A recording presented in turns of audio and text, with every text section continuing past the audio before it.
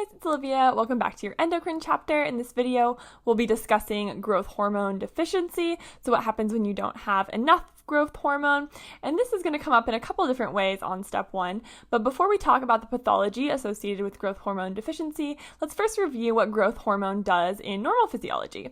So growth hormone is stored in our anterior pituitary. Our anterior pituitary is where growth hormone lives, and our hypothalamus is going to release growth hormone releasing hormone, which will then travel through the portal system and subsequently trigger our anterior pituitary to release growth hormone. Once growth hormone is released, growth hormone is going to travel all over the body and exert several important effects. First, and perhaps most importantly, it's going to travel to the liver, and it is going to stimulate the liver to break down glycogen into glucose, so fueling growth effects and also releasing more glucose into the bloodstream. It's also going to stimulate the liver to release insulin-like growth factor 1.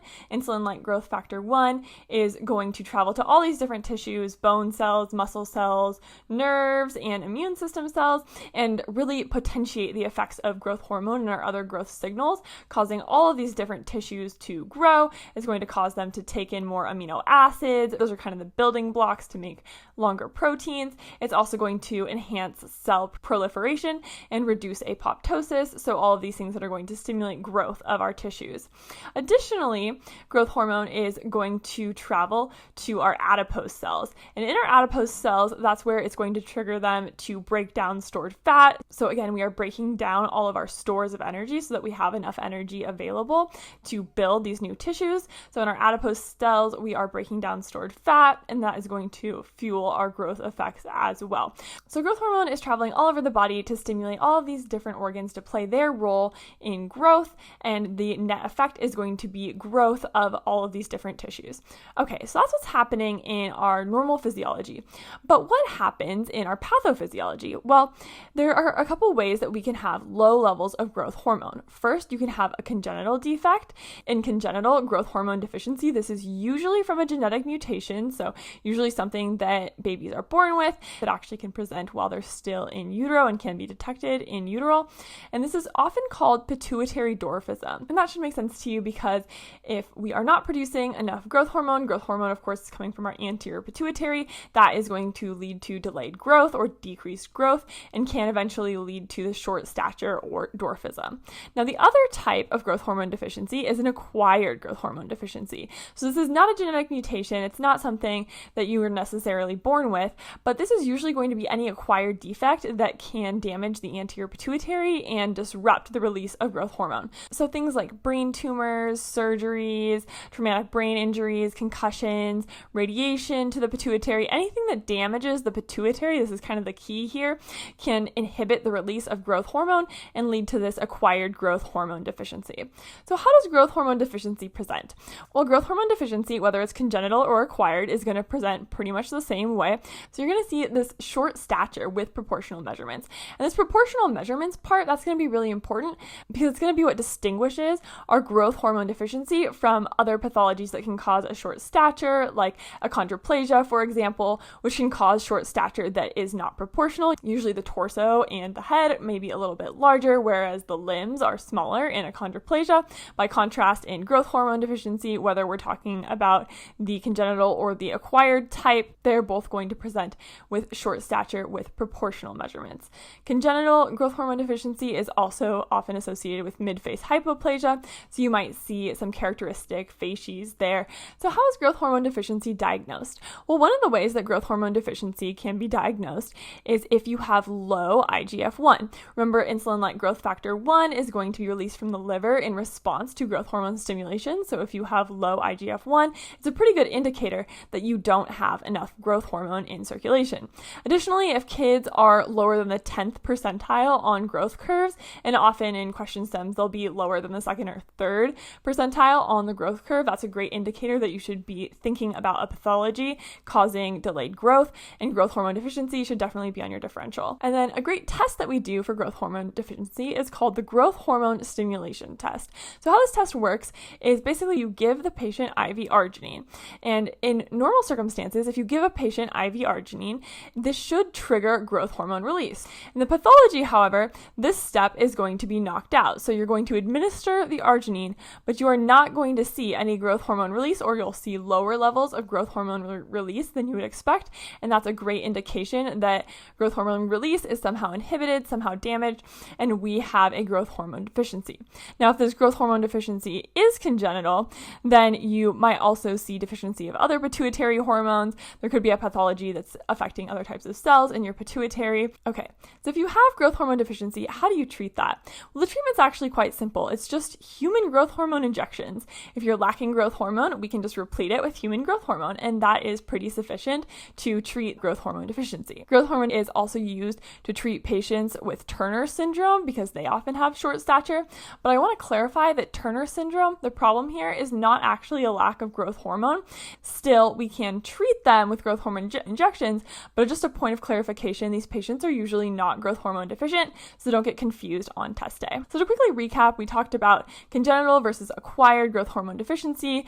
They're both going to lead to the same type of presentation, which is short stature with these proportional measurements. You can diagnose growth hormone deficiency with low IGF-1, lower than the 10th percentile of growth on growth curves, and this growth hormone stimulation test. This is going to be more specific for growth hormone deficiency in particular, as well as the IGF-1.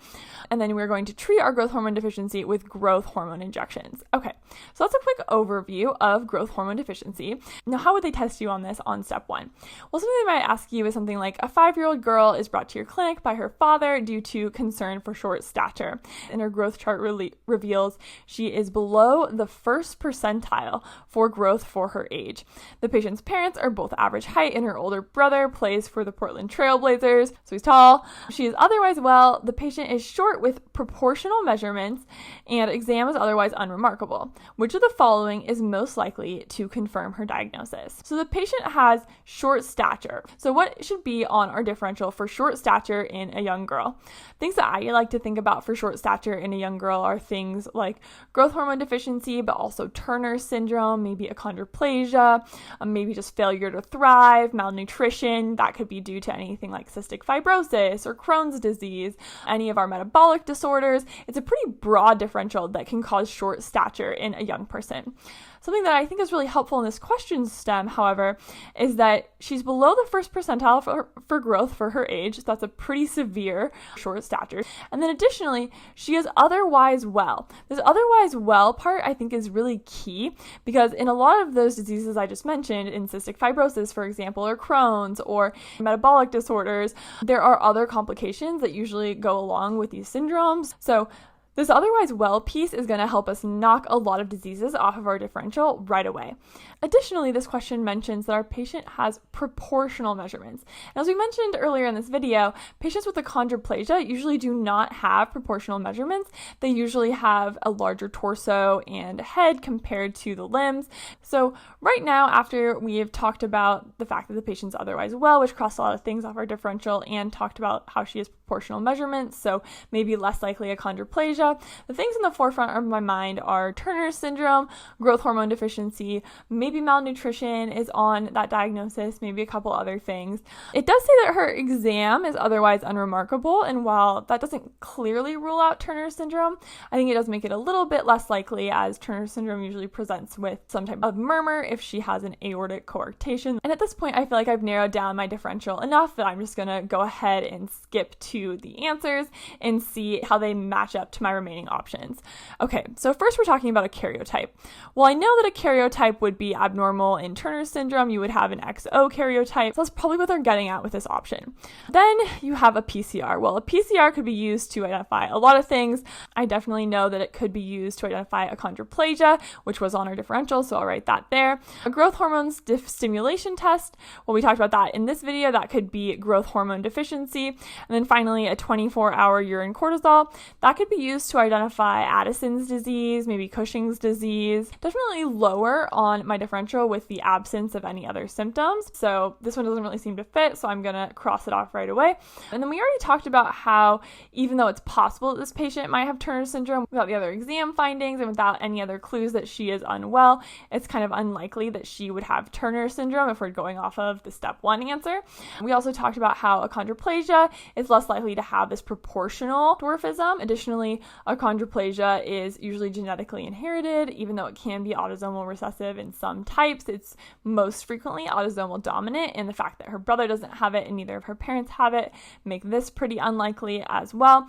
And so finally, we are left with our growth hormone deficiency, which can be tested for by a growth hormone stimulation test. So that is going to be our correct answer here. Now, I hope this video was helpful for understanding growth hormone deficiency, and I'll see you next time.